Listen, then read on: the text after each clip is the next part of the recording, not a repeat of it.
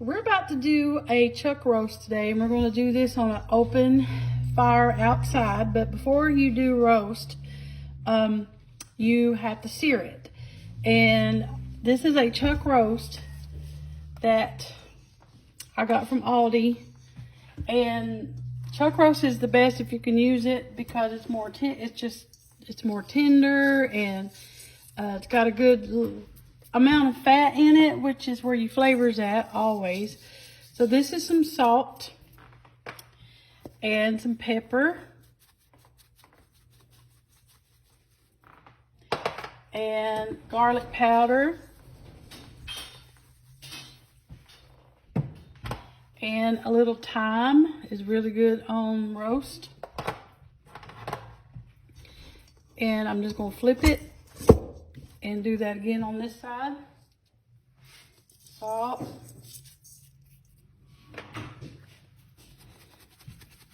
Black pepper. Thyme.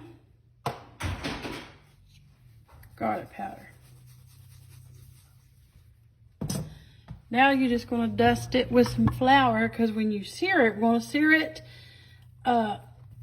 over some olive oil, and when you put the flour on it, it just helps give a crust to it, and that's what you want. And it's also going to help thicken your gravy, so because you want good gravy on it.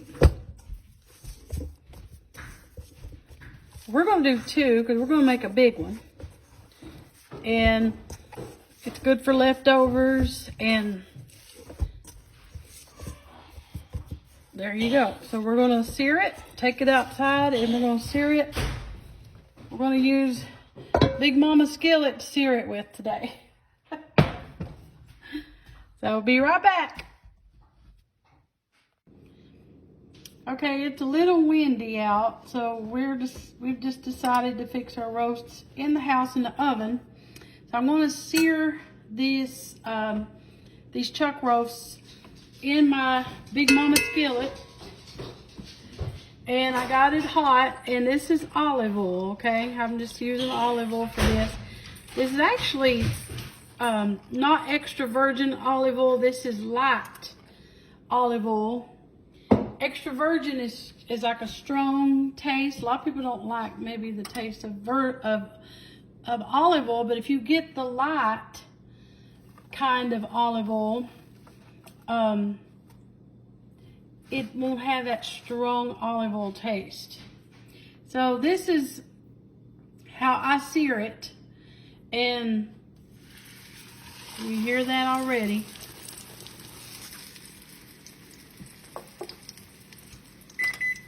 Anytime you're working with meat, you're better off to get your meat at room temperature when you start cooking it, because when you do that, it won't like if you're cooking in oil or anything, it just gets done better, and it's just better to have your meat setting out to be room temperature when you cook it, especially fried chicken or any kind of deep fried meat. You want your meat room temperature. Now these been sitting out, and they're not real cold. They're pretty much room temperature, and I'm going to sear them here and flip them. And the key is to get them good and brown, because you want this sears in the flavor. Chuck roast is juicy anyway, but you want it seared too. You still, even though it's a roast, you still want that brown, that good brownness that you can get. That's where the flavor's at. So they're starting now. I'm going to let them sit here probably a few more minutes, and then I'll flip them and come back and show you all.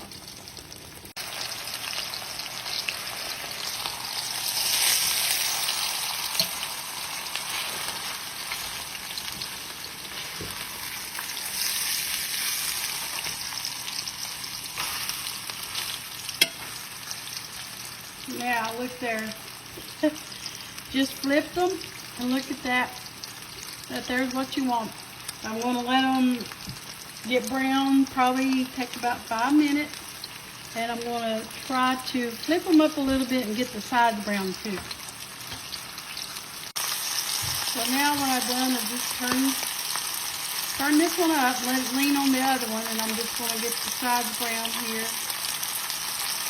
That won't take long, probably just a couple of minutes.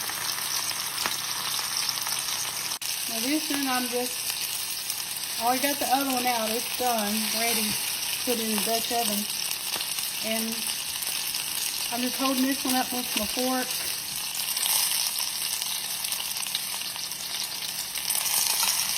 Then you just lay it down, pick it up, hold it like that. You're going to get the sides brown too. Gonna be good. I got help in the kitchen today. Daddy's helping. Since it's a Friday, he's off tonight, and we're gonna have a good supper. We're gonna have pot roast. Yes, ma'am. So he's my tater peeler and my tater quarterer. So I'm gonna. Is that a word? Yeah, quarterer. I'm gonna cut up some celery here to go in it, and some carrot. We got some whole garlic cloves we're gonna put in it, and I'm gonna put in a couple of big onions. So we're getting started. I got the best carrot peeler ever was. I ain't talking about I ain't talking about that, I'm talking about that. Actually, that is a good peeler. We were just talking about, get it there, Dad, let's show. That's an old-timey vegetable peeler, and we've had it for how long? Years. We call them peelers, but it's, I guess, a peeler, but If I could find another, I'd buy another one just Yeah. just to have it, because that is a It is. good one. yeah, it's the best. It just We've- peels them right off. I know we've had it for 15 to 18 years, probably. Yeah, long time.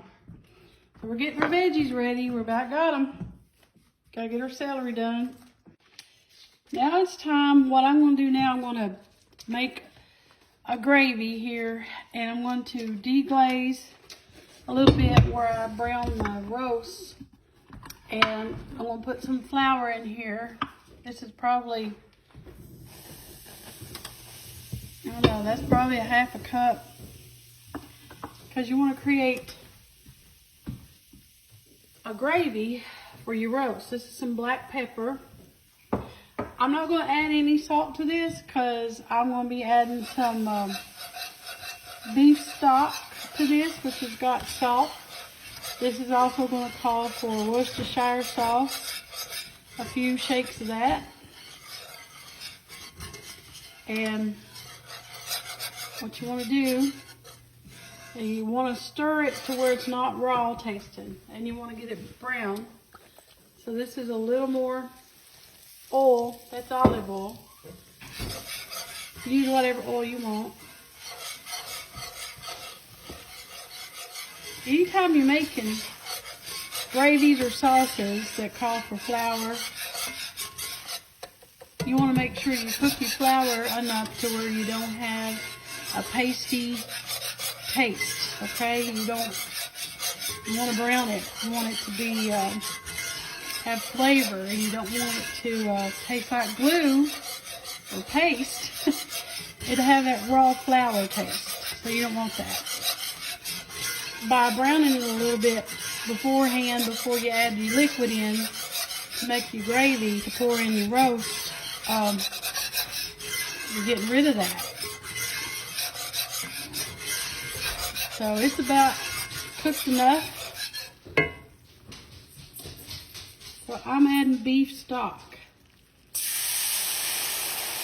Now I like beef stock because that's where it's got the best flavor other than beef broth. It's got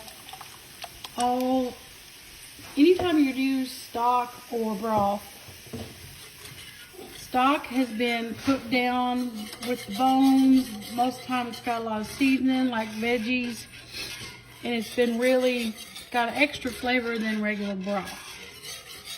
So anytime I'm cooking with anything, that calls for broth, I use stock. I use stock in my dressing.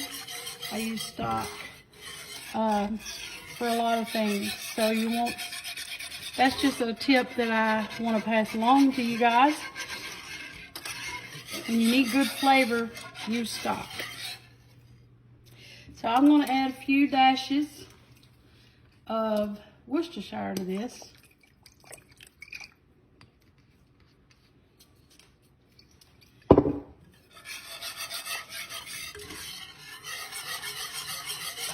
And now don't worry if it don't get real thick, because that's okay. Because when I'm pouring this over my roast, I got my roast over there is ready in my Dutch oven. And I'm going to pour this in there over it, and then we're going to put our veggies in, put a lid on it, and it's going to bake at 275 for about 3.5 hours. Slow and good.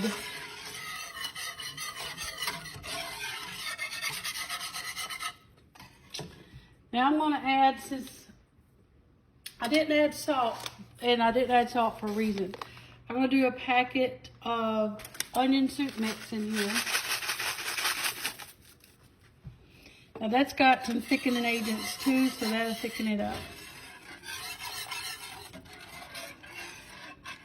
Now I don't have a written recipe to this. This is just kind of my own version of roast. And so if you just see how I did that, that stock is about 32 ounces.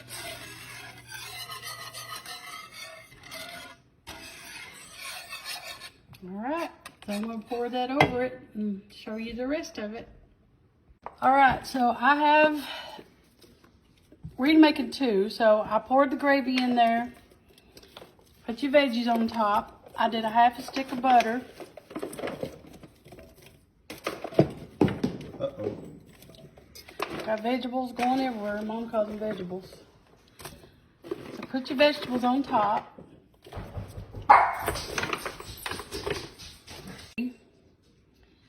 And I'm going to just cover them up. You want to keep it covered the whole time. Just put it in the oven and forget it. It's at 275 degrees for about 3.5 hours to be tender and delicious. All right, look at there, y'all. It's done.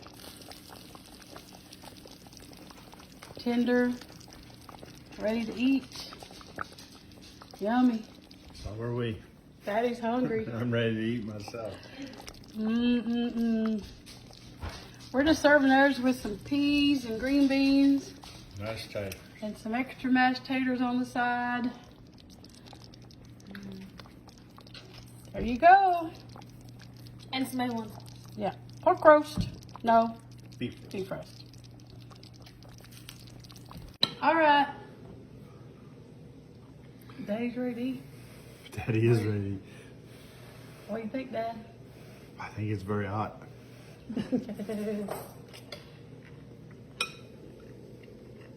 Good old roast. That is delicious. It is good. That's very good. There you go. Kenzie's already. I'm starving. She's starving too. Pine Mountain Grill ain't got nothing on you, girl. Nobody's gonna know that. So we made plenty. You can freeze it and heat it up. Take a deer hunt tomorrow. Yeah, take it deer hunting. Yummy. Thank y'all for watching Mountain Cooking with Missy. It's nothing fancy. Just good eating. Just good eating.